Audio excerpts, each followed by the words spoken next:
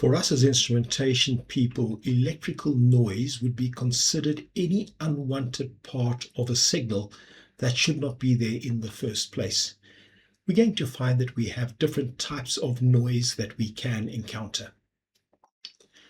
First and foremost, there's going to be the magnetic or inductive noise that we can work with. This is followed by the capacitive or electrostatic noise. The third form of noise would be the common or impedance noise. And lastly, we're going to have the RFI or radio frequency interference noise. Now we need to consider each of these very carefully because they can generate all sorts of problems for us. Inductive noise is caused by changing magnetic fields from cables or motors or whatever else would be the case itself. Imagine if you were possibly to have something such as a large electrical cable running through your plant, and at the same time you're going to have your instrumentation signal cable which is going to run in close proximity to that. Now this is where we have the danger of having inductive or magnetic noise, because in this particular instance what can happen is that a magnetic field gets given off by the power cable, and that's going to superimpose itself onto our normal signal cable. And here I have a little representation of noise. Any unwanted signal that we are going to encounter is going to be known as noise. So that becomes an example of inductive or magnetic noise. Capacitive noise or electrostatic noise is to be found in situations where there is the possibility of a buildup of a charge. I can, for example, have a cable going from one point to another. Maybe that's going to be one of the conductors, and that might be another conductor that we can encounter. Well, between the very first conductor and surrounding metallic structures, we can have a buildup of charge. And the longer that conductor is, the bigger the capacitive effect, the bigger the buildup of charge that we can encounter. Capacitors in parallel are like resistors in series. We add them together. We can also have a buildup of charge from the second conductor to the surrounding metallic structures. And again, the longer the conductor, the bigger the buildup of charge. And last but not least, don't forget that we can have a buildup of the charge between the actual two cables themselves. So this is going to be known as capacitive or electrostatic noise. The third form of noise is going to be known as common impedant noise. Imagine in the old days when we could, for example, have an instrument that was giving us a 0 to 10 volt supply, and maybe there was a second and a third and maybe even a fourth instrument, and every one of these would have given us a 0 to 10 volt supply. Now I could have taken all of the zeros, the 0 volts, connected them up together and taken that through as a common 0 volt reference.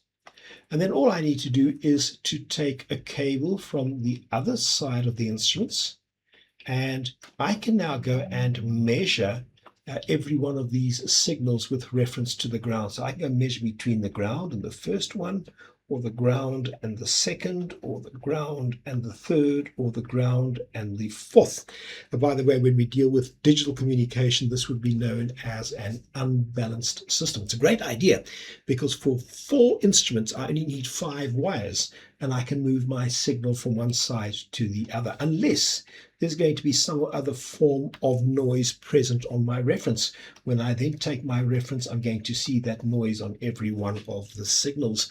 Fortunately, in the modern world in which you and I operate, this is no longer a major problem for us because we're often going to use signals that are balanced or that just get measured against themselves. And the first thing that actually comes to mind could be something along the lines of a 4 to 20 milliamp signal. In the case of the 4 to 20 milliamp signal, my instrument is going to generate a signal that's going to get compared to itself. So we don't have those problems at all. But otherwise, we're going to find that that could be something to worry about. My last form of noise that I would worry about as an instrumentation or process control engineer would be RFI noise. Now, in the case of RFI noise, imagine if you were possibly to have something such as a PLC that is mounted out in the field, and your operator was to walk around the plant with a two-way radio, and they go and press the transmit button. What will happen is that that device will give off radio frequencies, and they can cause a spike in the measurements that you are taking out in the field. Radio frequency interference noise. Quickest solution to that is really just to go and put that structure inside a metal enclosure, and by doing that you're going to create a Faraday cage. If there are any signals that are going to come through, those signals are just going to bounce away, and they won't be an issue for you and I at all. Those signals will just bounce away. Great, so let's go and have a look at some of the solutions that we can use to deal with electrical noise. In the case of the inductive or the magnetic noise, physical separation is often going to be of great benefit to you and I. If I've got a power cable and I happen to have an instrument cable, I want to try and separate those as much from each other as we possibly can. And the guideline is usually going to be about 300 millimeters. In many cases, that's going to reduce the amount of noise that can build up. Another solution might be to use something such as dedicated cable racks, where the power cables get put together and the signal cables get put together, or if you are running them on the same cable tray or the same cable rack, put all of your instrumentation cables on one side, and then you can put all of your power cables on the other side, because that physical piece of metal is going to operate as a Faraday cage, and hopefully that's going to prevent some sort of inductive or magnetic noise. The next important step is to have a look at the cable that we can go and use, and in many cases what we will do is we will purchase a cable that is going to have a shield around it, maybe something such as a braided shield, and that is almost going to work as a Faraday cage. That's going to keep a lot of the noise signals out. There's just one very important point that we need to remember, and that is going to be that that shield needs to be earthed. And that is typically going to be done at the side of the DCS or the PLC.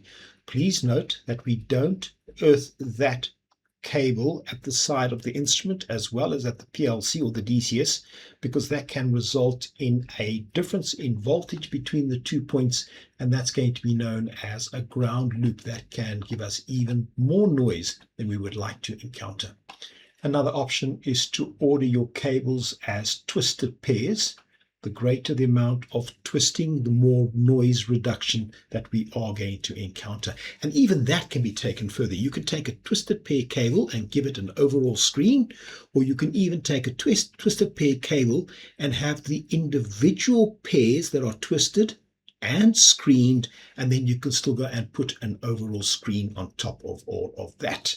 And that pretty much is going to wrap up all of those choices that we can work with. We've already spoken about the fact that you can go and use a Faraday cage where there are going to be any radio signals present as well.